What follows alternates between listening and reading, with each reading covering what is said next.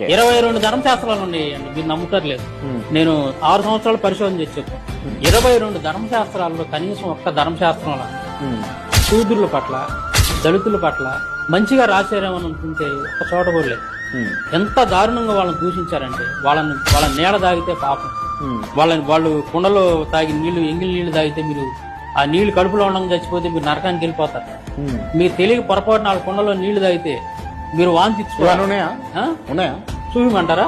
అడుగుతున్నా, ఉన్నాయా ఇక అన్ని చదివితే బాగుంటుంది. ఇది గీతా ప్రెస్ వాళ్ళది మహాభారతం అనుశాసన పర్వం 135వ అధ్యాయం 5-6 శ్లోకాలు ఏముందో చూడండి ఒకసారి. శూద్ర ఇంట భుజించువాడు సమస్త పృథ్వీ మలాన్ని, మనుష్యుల మలాన్ని త్రాగినట్లే తిన్నట్లే. భూమి మీద ఉన్నటువంటి సమస్త మలాన్ని, మనుషుల మలాన్ని కూడా తిన్నట్టే త్రాగినట్టే.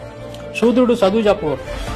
ఈ మాట కూడా దగ్గర ఉండి కృష్ణుడు చెప్పేస్తాడు. కృష్ణుడు ఇది తప్పు అని చెప్పడం. ఎందుకు అలా చెబుతావు, శూద్రుడు ఎందుకు చదువుకోకూడదు అనే మాట అన్నాడు. శూద్రుడు ఇంట్లో అన్నం తినగొట్టే పెంట తిన్నట్టు అని అంటావు, తప్పు కదా అని చెప్పి అన్నట్టు ఖండించడు. కృష్ణుడి దగ్గర నుండి చెప్పేస్తాడు చక్కగా. నేను శూద్రుడు ఏం పాపం చేశాడు నాకు తెలియదు. నేను ఒక చిన్న రిఫరెన్స్ చదివి వినిపిస్తాను ఈ సందర్భంలో. విష్ణు స్మృతి 16వ అధ్యాయం 14వ శ్లోకంలో ఏముంటుందంటే, చండాలు అంటే దళితుల్ని ఊరి పొలిమేరలో నివసించాలి. పీనుగులు అంటే శవాల మీద ఉన్నటువంటి వస్త్రాలే వీరు ధరించాలి, మంచి వస్త్రాలు ధరించాలి.